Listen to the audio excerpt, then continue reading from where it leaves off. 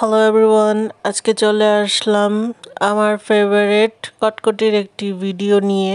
প্রথমেই একটি পাত্রে তেল দিলাম হাফ কাপ, চিনি হাফ কাপ। চিনি দেওয়ার পর আমরা কিছুক্ষণ নাড়াচাড়া করে নিলাম।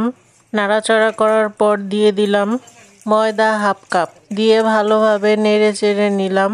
লো ফ্লেমে আমরা নাড়াচাড়া করব যতক্ষণ না এটি ব্রাউন কালার হয়ে আসছে। আমরা পুরোটা নাড়ার উপরেই থাকবো, কারণ এটি শক্ত হয়ে পুড়ে যেতে পারে। ব্রাউন কালার হওয়া পর্যন্ত আমরা নেড়ে চেড়ে নিব।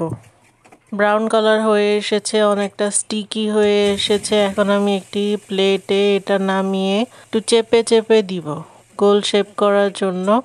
আর এক্সেস অয়েল যা আছে আমরা এটা টিস্যু দিয়ে পরে চেপে সরিয়ে নিব।